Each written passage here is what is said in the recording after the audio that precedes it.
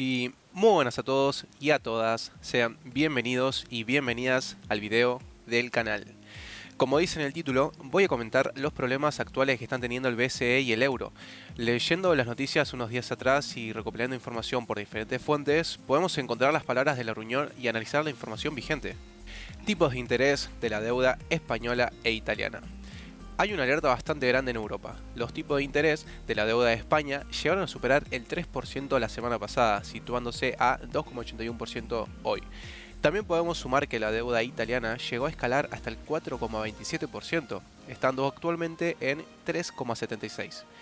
Antes de entrar en detalles en el por qué el euro está pasando un momento complicado, veamos la noticia que se publicó unos días atrás sobre las medidas que va a tomar el Banco Central de Europa.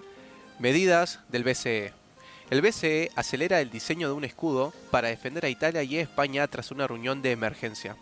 Vemos que el Banco Central sale al rescate nuevamente, pero ¿por qué? El banco está haciendo lo posible para mantener la estabilidad de la economía europea y su moneda, el euro. Pero el inconveniente viene ya desde hace un tiempo y es muy difícil sostener la misma medida.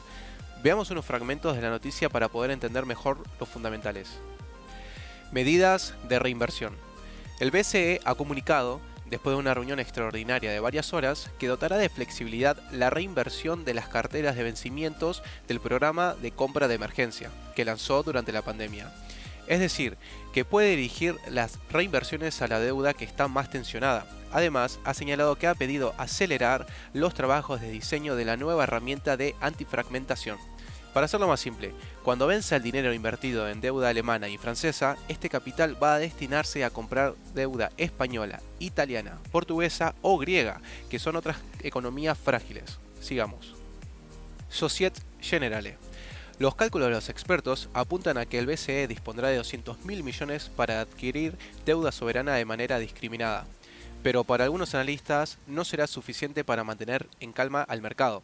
Según Societe Generale, una de las principales empresas europeas de servicios financieros, estima que durante el próximo año el BCE recibirá 300.000 millones de euros de reembolsos de su plan de emergencia PEPP, Programa de Compras de Emergencia contra la Pandemia. Incluso si el BCE reinvierte todo el flujo de bonos alemanes y franceses en Italia, alrededor de 12.000 millones de euros al mes, eso será menos que las compras netas del BCE en Italia de casi 14.000 millones de euros al mes desde marzo de 2020. Reunión y rescate. La reunión del Banco Central Europeo se dio principalmente por el aumento de primas de riesgo de algunos países y desde la institución nos dejan en claro cuál va a ser el plan.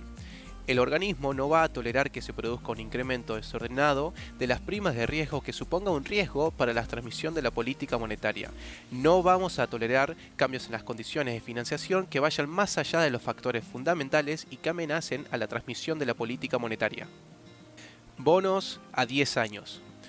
Entonces la pregunta es, ¿todos los que están implicados en esta ecuación van a tolerar lo que propone el BCE?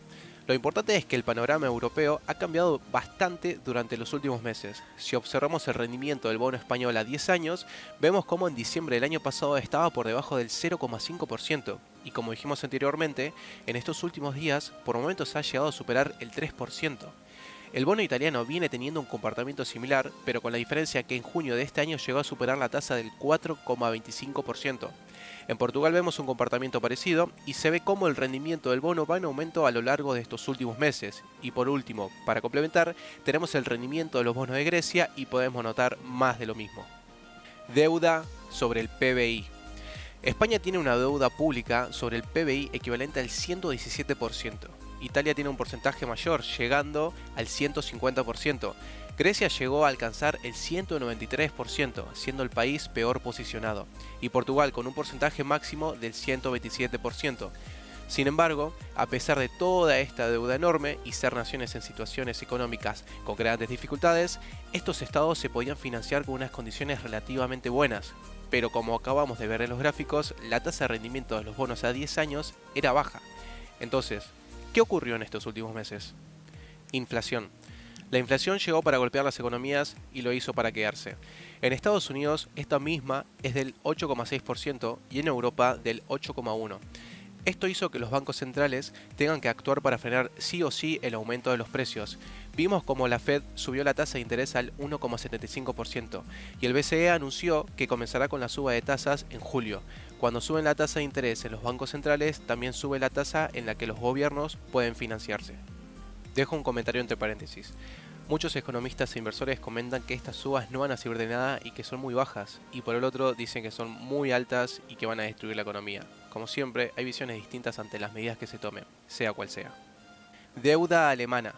Pero ante todo lo anterior nombrado, no solo los países del sur europeo están subiendo la tasa de interés de los bonos a 10 años. En Alemania, que a pesar de que tiene una economía más estable que las demás, teniendo una deuda sobre el PBI del 69%, podemos ver cómo el rendimiento de las tasas también fue aumentando en este último tiempo, llegando hasta 1,75%. Esto quiere decir que en toda la zona euro están subiendo los tipos de interés. Y la diferencia es que en España e Italia, esta política monetaria no solo se da por la medida que va a tomar el BCE, sino que viene por la prima de riesgo. ¿Qué quiere decir esto? La razón por la cual la tasa de deuda de España, Italia, Grecia y Portugal sube más que la alemana es porque hay un riesgo mayor de impago. En palabras más simples, mientras mayor sea la tasa de interés, es más probable que no puedan afrontar el pago de la deuda que tomaron los estados, o sea, que no puedan devolver el dinero. Entonces, ¿cuál es el problema de todas estas noticias? El tema no es pensar en el ahora, sino en la recesión próxima que muchos nombran o en el decrecimiento económico. Y si la economía no crece, ¿de dónde van a generar todo el dinero que tienen que devolver? Que no es poco, y encima hay que pagar mayores intereses. Y si llegara a pasar esto, ¿qué podría pasar con el euro?